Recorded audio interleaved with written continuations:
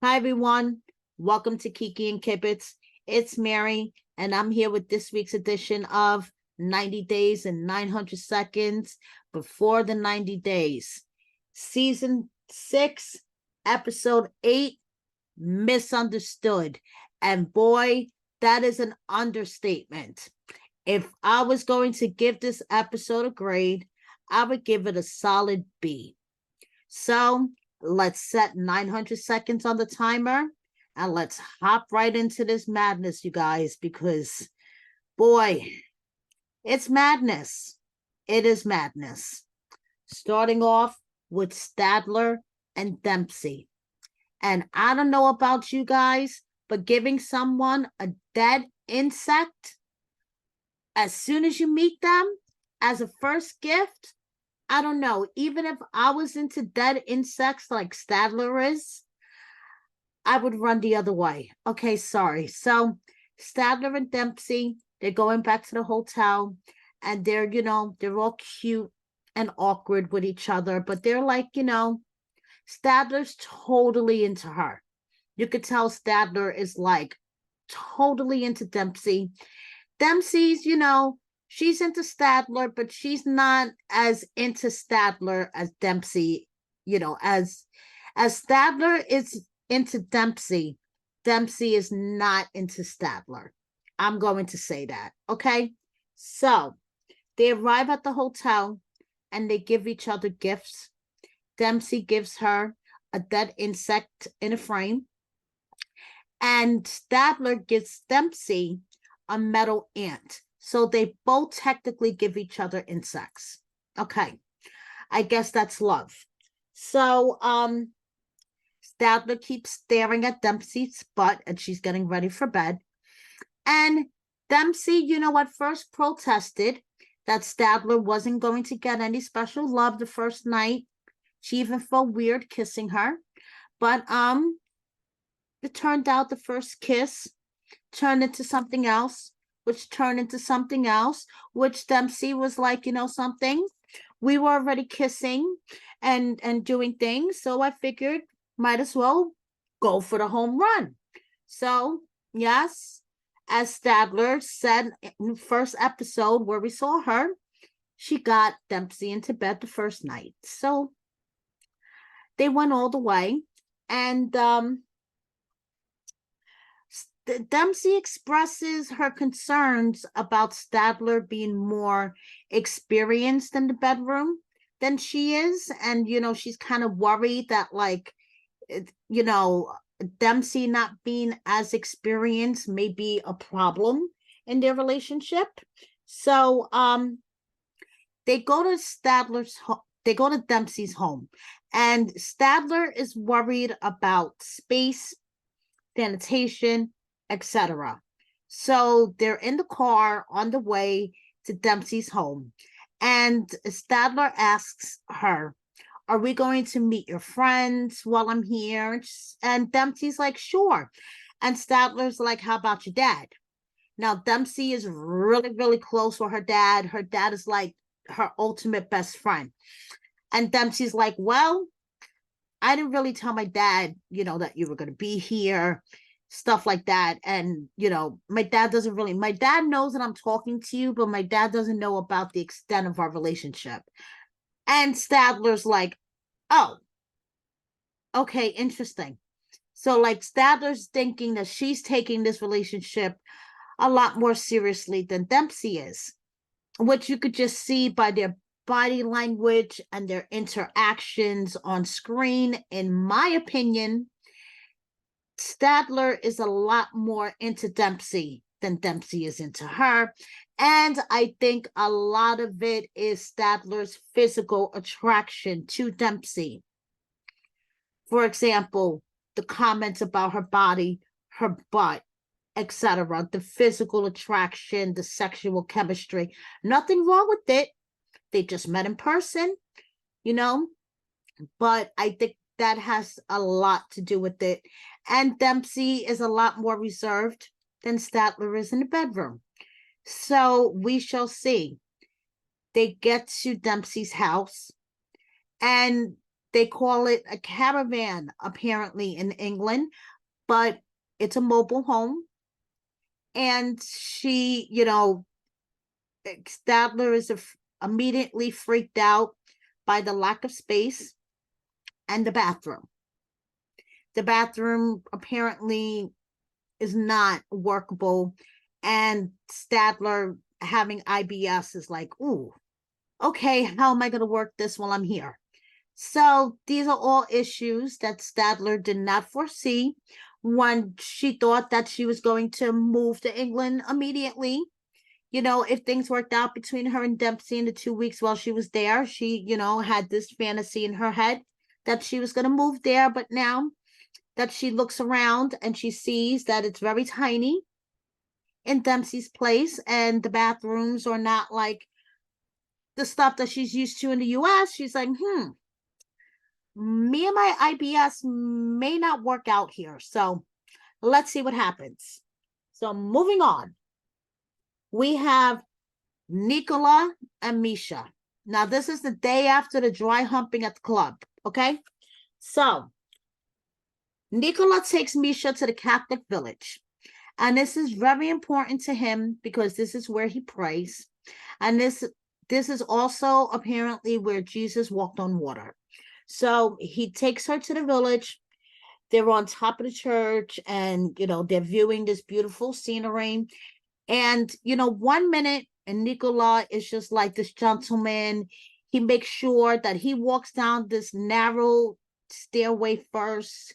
So, if Meisha's going to fall, Meisha will fall on top of him. He's like, be careful.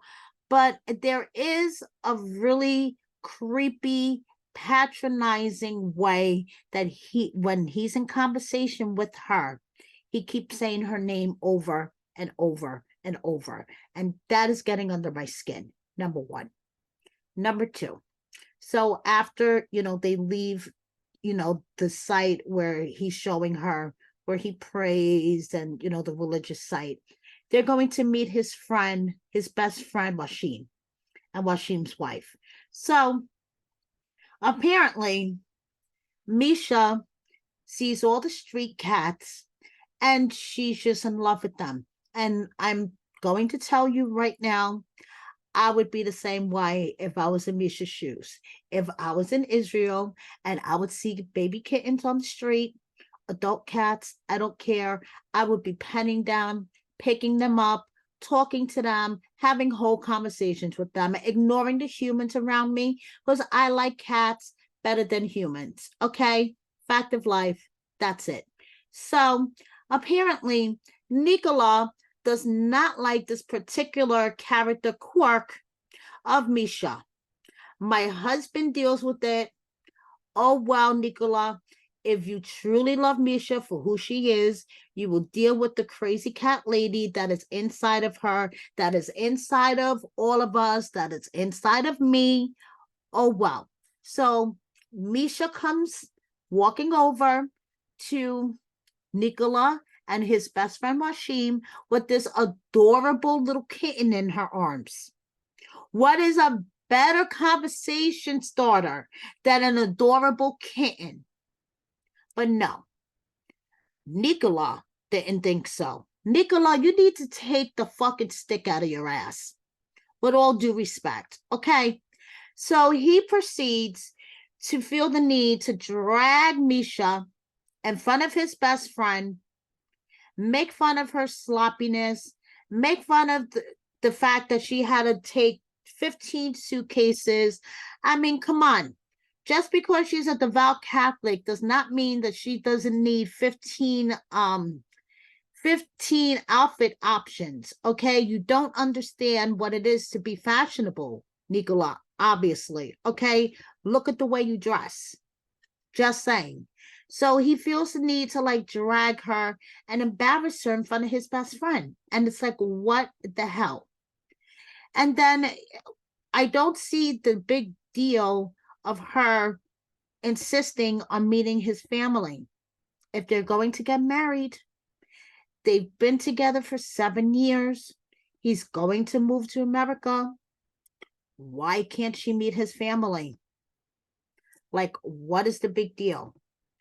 So he just acted like a real a-hole in front of his friend and his friend's wife, embarrassed and dragged the crap out of poor Meisha. Then they get back to the hotel, and Misha's trying to express her feelings to him. Like, she's just trying to talk and have a normal conversation.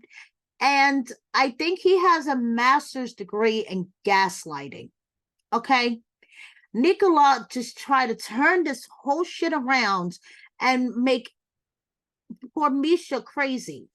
Why is Meisha the emotional crazy one when she wants to talk about her feelings and, you know, how he makes her feel?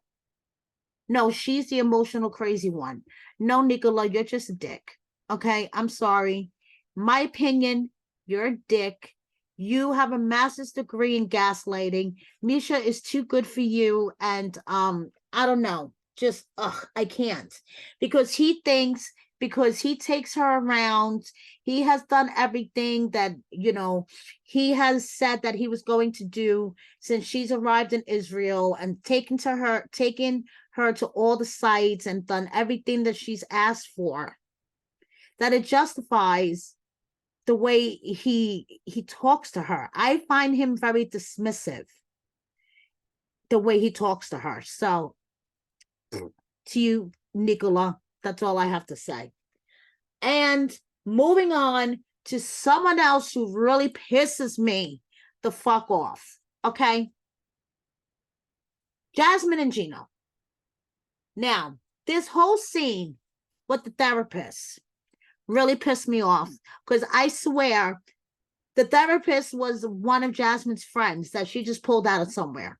Okay, where the hell do you find a therapist that her whole approach is just do whatever the hell Jasmine wants? Okay, Jasmine is right.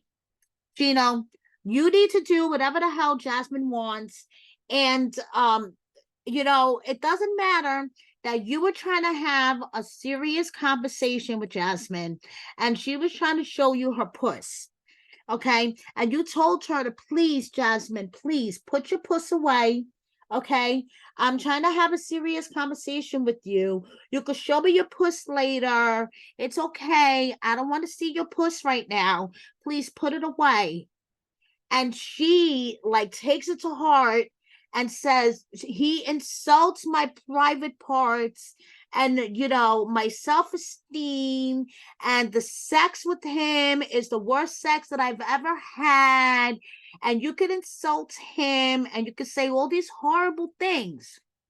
And the therapist sits there and like, Gino, you need to calm down, and you need to think about maybe if you were more intimate with Jasmine, then Jasmine wouldn't fight with you as much.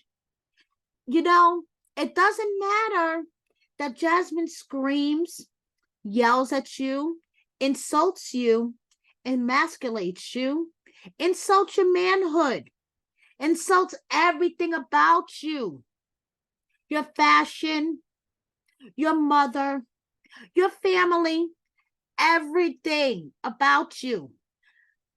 Put that all aside, Gino, and get it up. Get it up 8 times a day, because Jasmine, she has a roaring sex drive and she needs it at least 8 to 10 times a day, Gino, okay?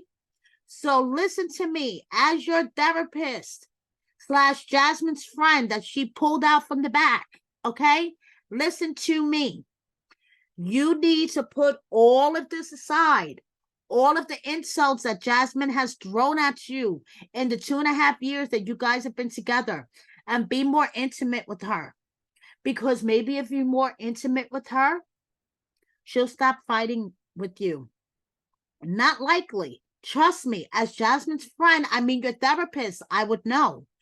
But this is what Jasmine wants, okay? She needs it 8 to 10 times a day. Or she's probably going to cheat on you with Dane. Even though you don't want her talking to Dane, And it's an insult to you that she's talking to Dane, hanging out with Dane, having anything to do with Dane, the ex right before you. Yes, and I would agree normally that it is an insult and disrespectful. But you know, as Jasmine's friend slash therapist, sorry, um, it's okay for Jasmine to do this, but don't you dare do this at all. Okay, Gino? Do you get it? Okay? Therapy session over. Like, what the hell was that? And poor Gino is just sitting there, like looking like a man totally defeated. Totally defeated. Like, you know, poor Gino. But I can't even feel sorry for Gino anymore. Because he chooses this. So Gino appreciates that Jasmine acknowledges that she has anger problems that she's going to work on. Let's see Jasmine work on these anger problems. And the therapist insists for them to build good memories. Stop talking about all this stuff, you guys. Build good memories. That was the best advice this therapist came up with, because this whole therapy session pissed me the fuck off. So, and moving on to someone else that is pissing me the fuck off, Amanda and Razvan. Because no matter what this poor guy does, it's not good enough for her. So you know something? Let it go, okay? And just go home. So he bought her a bathing suit. And of course, she didn't like it. So they went back to the shop to return it. And of course, Razvan has spoken to the store clerk about his relationship with Amanda before. And, you know, it's another one of the store clerks, of many, many store clerks in 90 Day Fiancé history, that, you know, talks a little bit too much. And she's like, oh, are you planning on moving here? And she's like, no, I would never move here because of my children. And, you know, and Razvan's like, oh, I'm planning on having a child or two with her. And she's like, Amanda's like, oh, I thought you didn't want to have any children. So dun, dun, dun, dun. Is Razvan misrepresenting himself to Amanda? Wow. Amanda thought he didn't want to have any children because Amanda made it very clear to him he didn't want to have any children. Oh, let me rewind a bit. I forgot the scene in the kitchen. Razvan and Amanda, they haven't been intimate yet, okay? And Razvan asks Amanda, maybe, can they get intimate? There's an issue. Amanda's on her period, but Razvan doesn't care because a real man will get blood on his sword. Okay, stay with that image for a moment. So, Razvan, you know, does he want kids or doesn't he? Dun, dun, dun. So Amanda steps out and she calls her sister. And her sister's like, how are things going? And she's like, you know, I haven't had sex with him yet. And her sister's like, really? And she's like, yeah, you know, the first night we cuddled and it was nice. And, you know, I gave him a huge hickey that he still has on his neck. She didn't say that, but yeah, he's still walking around with this huge hickey on his neck. And, but, you know, I still haven't had sex with him. And something kind of weird happened today while we were in the shop returning the bathing suit.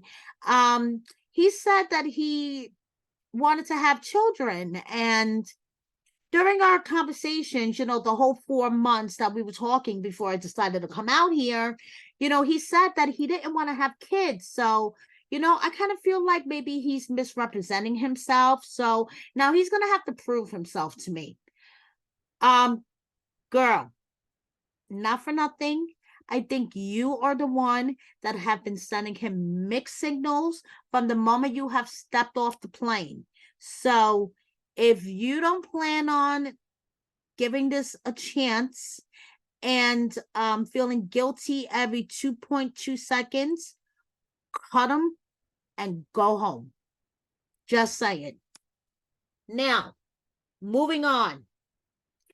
David and Sheila.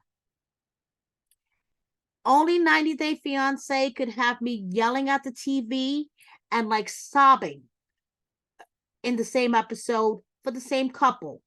Okay, Sheila, you need to get over your jealousy. David loves you to death, and he is not going to leave you for the translator. It is ridiculous. You are being over dramatic, and if you don't cut your shit, you're going to lose him. David is just hired the translator to make things easier. He wants to bond with your family. He doesn't speak the language. They don't do sign language. Stop your crap. Okay, that is my message to Sheila. Now, Sheila's upset because Aimee, the translator, is young and pretty. She knows sign language, and and she's jealous. So she had like this whole emotional breakdown for no reason during her confessional. And yes, over dramatic. Okay. So she says 3 is a crowd. I get it. She wants to spend all the time she can alone with him. But I get why David hired the translator. Okay. Necessity. It was out of necessity. So when David gets to where Sheila lives, that's when it finally hit him, you guys. It finally hit him, the extreme poverty. And that's where it finally hit me. And it was like, holy shit. Like David says, the extreme poverty, he couldn't believe his eyes.